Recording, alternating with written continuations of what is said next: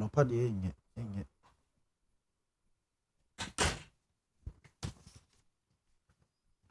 Abuzia ye cheche amuma mu nyina mu ache mama kwa ba Owia television so ne weyi ya nopa no nsia kaseɛ ensɛm a ekochi kobre Michael Batani yakekese ne no pa ya bia wo bia no ye ba ne dia ba besomo ensɛm ne dɔso na poso enie ensɛmtwefo ku batan ya wo mayi mo de atudwa sɛ ekwan a ye de ensɛmtwefo efa so no mani nye ho ntimperifo nsɔre no mo empe ho asɛm nka. Oh my Ghana ye sika krabia Batan Bank of Ghana so dia betudwa sɛ policy rate a odidi djuma ne say ataso kakra se ye betimi akasa by election bia maso opande abaton pesua so ne nyina ye ginasi a enra oh my Ghana ye court Batan Supreme Court ekokosi ye Dr. Patrick Esian so ono na ye director of mines environmental protection agency o se ebeya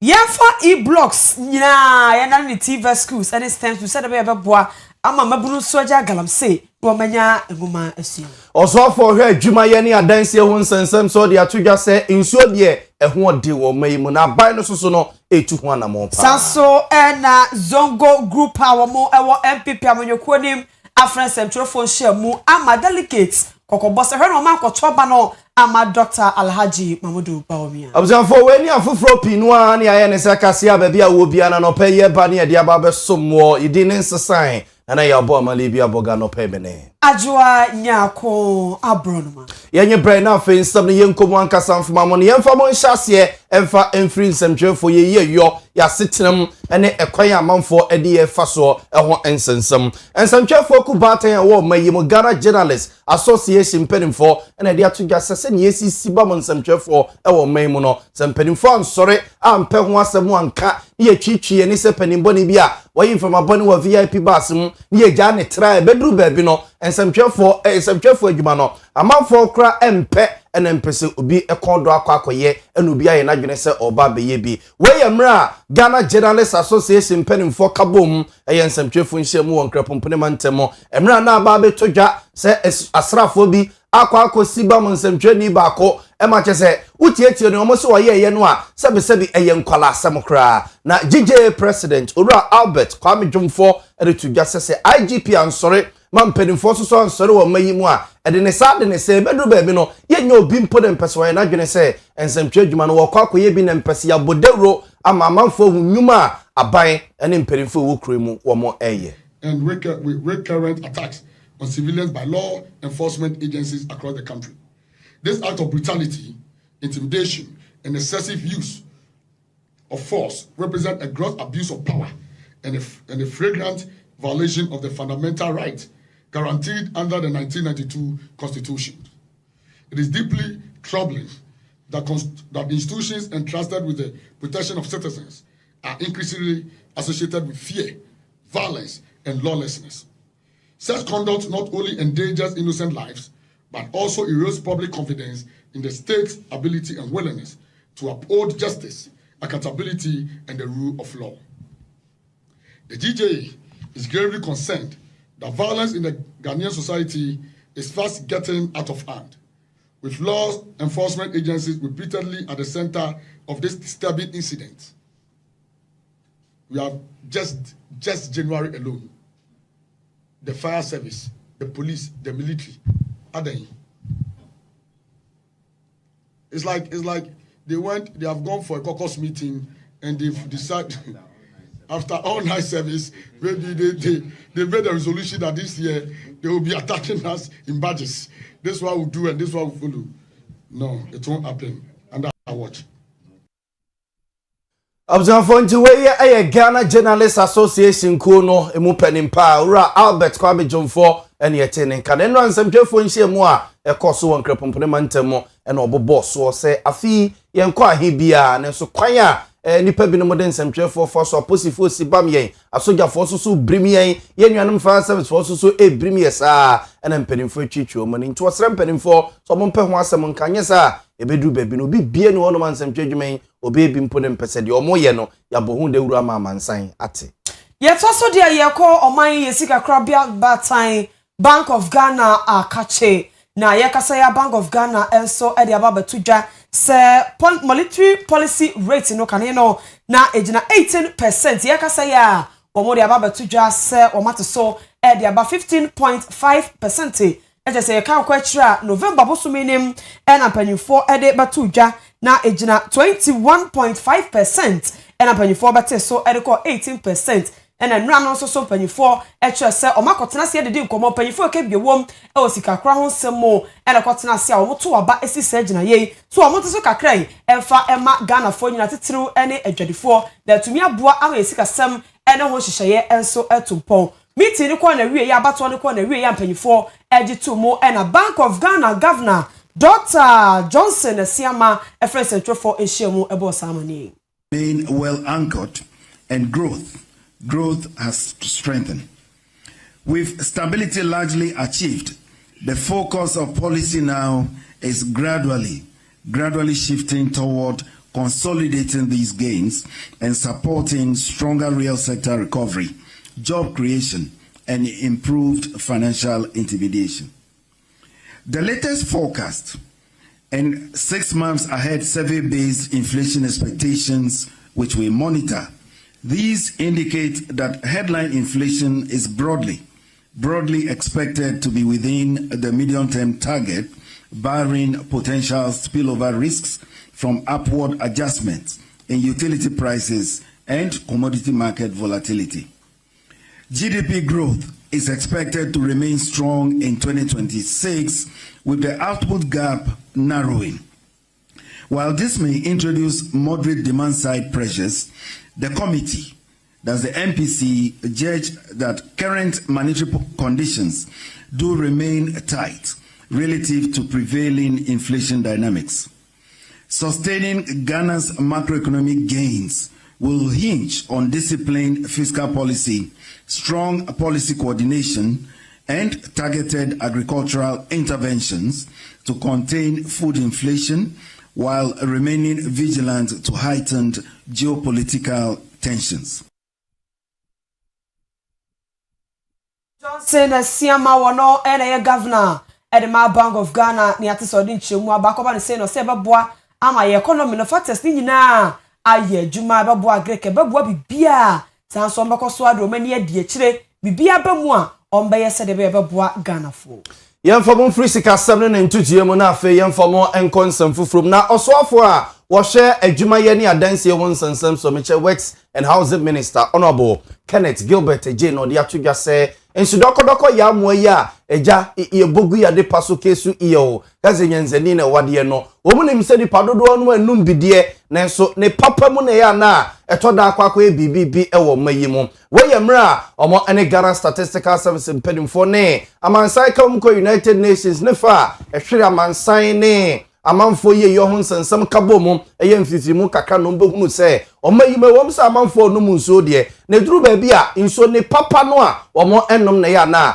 akwakọ ha dwene enu nti no ama ban aye niema pii egu akwamu a emiamia nsuo ho den nsu papa ni honom ne ade nyina no omo ede duru ben ba betwetwebie ede akwakọ ma adehye a ewo empotamu no de sansam itudwa obra na one nsamhwefo edi nkomo na obunkunta kakra efa na dwuma ya waye na fie twamu ene de yenhwe ni mu afi ede achiramansan of water bodies in the country. Water supply. Distinguished ladies and gentlemen, according to the Ghana Statistical Service and the WHO and UNICEF Joint Monitoring Program, approximately 88% of Ghana's population has access to basic water services. However,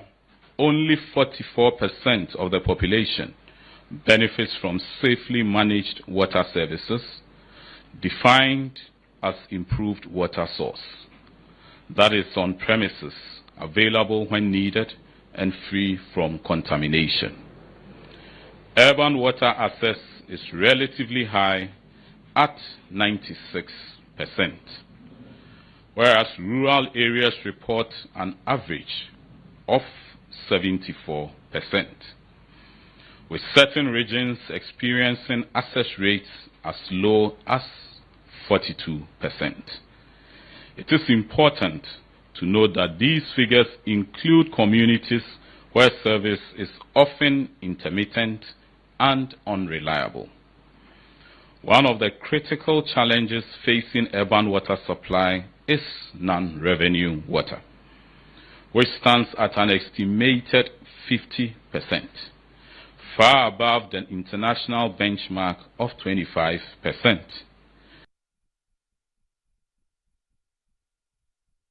Yes, so far one share adwuma ye adansie ho nsensem so Honorable Kenneth Gilbert J and I attending Kane. Dr. Patrick Kaseɛ so ono and Director of Mines and Environmental Protection Agency EPA. Now what the ababa tuja say Mahama blocks no o see ye metre Ghana mampanyi Excellency John Dramani Mahama odi kan ba ye ansa no kwasa bay or ye blocks project bi no na ye community day senior high schools achese bi wo ha ye adwuma bi so wo ha eno so akawuram eno ena Dr. Patrick Kaseɛ na edi susuye bi abasenke be ya ankasa block schools ni nyina yendeni efanya stem anase TVET schools which schools no a Emma entity esa dwuma de titiriw no na katumi aboa ama titiriw emabunu a omo potamu ahodro a omo tofuma gudie acheso madane galamsey yes no kane nyina to betwa ko mo nyina do mani be kirem akwakonje entity esua sanu dwuma na omo so tumi agina omo naso na aboa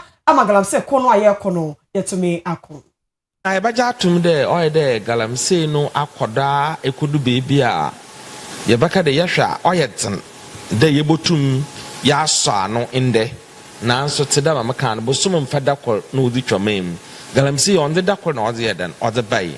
nti on fada kor so yedan enko but bibia wa shase wo baby nti as a TVET expert okay another STEM expert na mankasa so me environmental scientist no me feed there free community secondary schools bina President Mahama would osi oshase all ye no on sanem famra but ode ba sisia insido ba ye no free community senior high no onye free community TVET centers nti obadama nche da mining communities especially galamsey na adere kodo nyina no ye ba ye mining related programs environmental programs nche umamecha no na programs are related to water and then others. In the other, right from the beginning now from a local school Ankasa, they will be learning about the gold, how to mine, what do you call it, safely or responsibly. Our classroom in Chemamechano. Abreko also how to treat water. In Suho, Nimze, na Ade, na Ubosian or classroom. Okay. Patrick Kaseɛ we ye and was say no TVET any aface time adesua no yes a opa na wusi ode wiase koidie ade a ababe hia enti aban ne hwe no to na mo sa no ebeboa ama emabunu entwen sa aban mo madwuma nye omo ankasa ebetumi edwo mo sa aje adwuma sa de be ya mabuna eni adwuma ye wo ye man mu enso ebekofom makade yes STEM ngote ba makade STEM and TVET because ya bohunde TVET makade yes STEM ngote ba makade STEM and TVET because ya bohunde TVET na oboama nkrofutum we use one nsa another one nyimzia wana skills bia wodi ye bibi STEM is also good because you know if your acronym now is science, technology, engineering and then mathematics. Inti makade inti omani biti da Ghana yewo most of the natural resources na raw materials na de. Okay, odi motivating more attention because ebaja tum de wana wako technical school another way sua insanu dwuma no nye wo wi na wo kape obi na edwuma ya krampa wonyim edwuma na wo ka yanda dawo nti nyimpa no ba ma hon orientation mpa on fam on sember na wetum wo ye edwuma okay another one.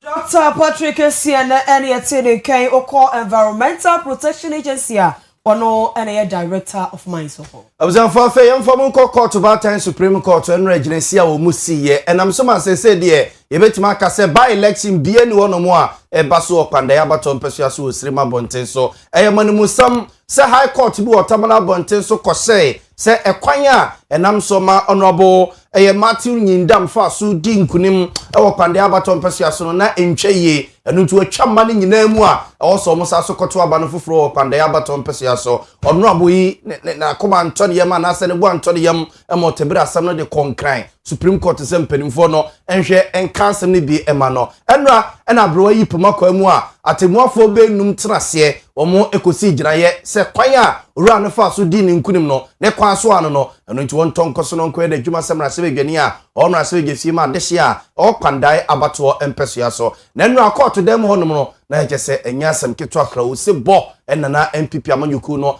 ebo no odem honom na lawyer Gary ni mafo ene ko ginam ede ma honorable Matthew Nyindam ene MPP amanyuku no ana nsamchefo di nkomamra omudi nkonim that the Supreme Court has spoken emphatically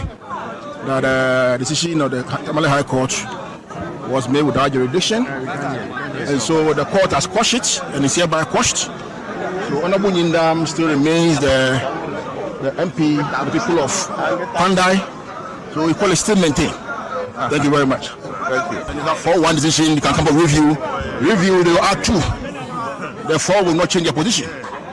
to be 4-3 in the likely event. So I think they should just forget about it. You see, when you come to court and a decision goes whether one way or the other, you take a legal route. What we did as a party, you took a legal route, and the court has said us. So that should be it. Observe for into way a lawyer Gary ni makoma for ne ko gina modema honorable Matthew Nyindam a woye MP ma de hye wo kwande abaton pesua so ne MPP amanyuku no ene wo chese court no ti o masem na yenkunim kese e de ma MPP amanyuku no e ba se susu na NDC fo na dwa pa so o makori wo court wo no mo anu nti o machitafo na egu court wo no no na o manim nya fe kra mansem a na o mo kikane na anu wose enam so ma NDC mrasebe dwani o wo mrasebe dwasiem e ma de hye wo South Diabaton pesua so honorable Roxanne Nelson Dafia Makọ esre chitafo no se adwebreo emra ena eye adwumen. As a party, we are aggrieved by this decision, and therefore we will advise our candidate in the matter regarding the next step to take. But the court is a court of equity and of law. We should be interested in the Gazette notification published by the Assembly Press under the authority of the Electoral Commission that was brought to Parliament, for which people like me were sworn in. That cannot be a gazette that will be discounted by the court because it's a public document. The MPP cannot benefit from that gazette notification and come to court and say that that is not the proper document. You see, the MPP, when the Tamale court gave the decision, they called the court a kangaroo court. Today, when they got the court decision in their favor, they are singing the praises of the court. But we are law-abiding. We want to urge our teaming supporters, both here and in Pandai, to remain calm. This is not the end. This matter is not the end. The ruling of the court will be filed according to the court's own decision by the 6th of February. When we obtain the ruling, and that's the certified true copy. Tuwe honorable Roxanne Nelson Dafia Makọ we NDC mrasebe gani owo mrasebe gesi ma dese wo South Diabaton pesua so ene yete ne nken. MPP amanyokuo no mabia wo mo from ho se Zongo group o mo so sorry na o masamo mo kanyina ene se nyame adom wa enim se memeda ena MPP amanyokuo no se ahene ne eto ahene fre wo mo ekwa akoto aba yi opanyi a wo no ene behim franka no edi amanyokuo no nim ne dru 2028 a nipa konso akopre abenwa no edi ama MPP amanyokuo no Zongo koyi etrese de na kwa wanye yie no yensanfa ne nkobio yo mo kanyina ne se Dr. Alhaji Mahudu Baumia MPP amanyuko na dikan mana kwanya mana ko na so ankosi aga enu to mo so asia hene fo so nyame ya domo a meme dedi ani wo so mo kono mo koto aba na omo to aba no efama Owia Kennedy ohene akompreko ejapo fi so no pe ene be ma kokodu fa obetumi agina mu a enkunimde ne beba one time ede amo mo wie no mo say omo gidi se Owia Kennedy ban so obefa mabuna adwuma ono wo certificate ansa na wo ma adwuma na wokọ Kintampo South abato empesua so a opanyo na etro for panyi edema MPP amanyoko no eye Alhaji Shaka Dauda Mohammed wono ne gina ne nwamu nyina anamu sentwefo hyiamonem ekasai ko protect MPP ballot ene akuafo esu yento beans yento abro yento bayre endi se nke beto aba ene a enke gana akuafo nyina ebeto ama MPP ndi ebesramo 2028 is our year and our chance. Na say 2028 ya misia na NDC ni bi oba be president no oba person go 8 years. Na ye koko 2032 2036. Sata no e say hu say party bia so e che opposition na how the head e ko form. Already your party no enjina ye se say no ka say oko parliament ye MPs 87 kanu kro MPP mo dem ha kura no sabi mo nya panyefo so de mo hu kakra no mo hu MPP in this situation that it means 2024 was a disaster. Send your political thinkers no canon say it is politically suicidal. Say as a party we shall comfort accomplish as a party any day but be our holding any but be our only vote we see me go work of flag bearer. And this game too is a game of numbers. Numbers na di here and nothing a letter commission what 12 we are no start 1 2 3 4 5 what would their doors no una wedding kuni so say a game of numbers are I don't know yes alcohol until the meme can say yes I come be a year call 2024 no echo fire former flag bearer and ya there be boy because they say John Dramani Mama wafa Dr. Bomia 10 wafa ni 10 what in the president that Dr. Bomia ebedino and na John Dramani Mama edino nti ni chance ashe nti se ni chance ashe dia and they adu Kennedy so nti delegate misremo tumi na yepe mudu don so ambeto aba no ye mabunu Kennedy so was say mabunu no grassroots no delegates no polling station executive no munti na oba ne se munti na obre na munti na oba na munti na nantiko the length and breadth of this country mushe na limonyam na won so boss awase say enyuma jobs factories Alhaji Shaka Dauda Mohammed oko Kintampo South abato mpesua so a ono na etro for panyi de ma MPP amenyoko Owia Kaseɛ na ekwa kowie wo Krofrom abonten so na Krofrom CPC ni yetete sa de hye te wodom no mubro wodom bre pa ade ya yese contractor na wo yeso am interchange no ede ne nsa akwa wo mo kwan e wo Krofrom CPC honom a e wo manhia South abato mpesua so e ma yese infuturo a ekum wonum ewo Krofrom CPC honom nya asem ketwa wodom esrem panimfo se contractor no munya sika kra ma no a wo mo mpotem honom kakra no a wode anwea kokwa begusu a infuturo kum wonum enkwala ebowa emu panimfo a efa mu yade no ombesrada se ho kakra no a contractor rango na wo yeso am interchange no emfa nsuo kakra mepete so ma wonum na de hyete honom ebrepa de hye ni bi nsem a wo mo edeto ye nemu ni de nyame nko an denim ya wa hanom ya ba na ha tutu de na ntutu sa se o ma bedwi kwan afe aneka emfuturo ekun ye chasa any day bia wunya kata wa hanom emfuturo ya niema so nyina de mfuturo chasa a driver for no kura twam no mto mbo kakra ankan haye ya mfensuo megu so ya nya ya hwe da bia mfuturo tipa ya nko a wo ba hanom a so hwa matale am che fitani me so amenye fitani me tone ama as wa hwe sane me hu aye fi afa ya chasa na akwan nyoma ya nam wo kwawe so de nyame o hata suru nko ane enti mesramu akwan no se munyama ya mu fensuo nso ma ya mu maku akwan no so ma ya na ya bre papa ya bre because ya lia wa how a fi amani edra na jokura ya na ohwiri nyina esenti ni say emfuturo pa na manam se mi bie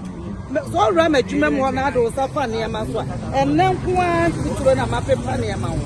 enya asam 20 how dear yanam bi mu wo kwan so ha pa yanam how mu pa ya fa how ne amane mu ankasa haya ne adwuma ye wo house ase that way house wa se futu obo wani pese mo de machine be sia sei ana mo juso machine mo de be si wo no ehwo no be fu akokɔ wo na poja yi TV so se wo amamu che kwame nkruma ta kwan wo de spent ni na ye wo pesu aso ni o wo pesu aso ni MPP ni MPP fo na wo pesu aso ni na me ko hwe ayi a me ko hwe aso ase na ayi mutaka ai ne dia na wo ro pesu o che sei ana what you skadi dem ya kwa sem I put for Didi, come for them. So boy, remember MPP before. But transfer very Napo, bear more than 8 years. I will transfer. CPC, Hannah, I saw you quite busy. I asked you, I saw the CPC. Oh, 2.1 of our head, Hannah, my foot 12 star of Panumla. If I so, and confirm about your can't close over the year because who I was some video in article. No, put 12 star. Abuzanfo nti we ya this year wo kro from CPC menhia South abaton fasua so asantema se Kumasi mfimfim pa enye fichire baby na enye tokrum baby kroimu mfimfim pa ena omo eka ho asem no abuzanfo ye nyina we so na anopan nsem e boabo ne de ba besom no yemfa mu nsia se ne yen sore ema oman hene nsa so ntrase biofa adechie dwumadie emremo ewo Owia television so ye ne yeso manopai na ya bo amalebi aboga no pe mene Ajwa nyako Abron. Yes, some of our penny ni ora asante ebo Benedict kukua kosia somwa etanachi. Eda masema money tia adesia no pe.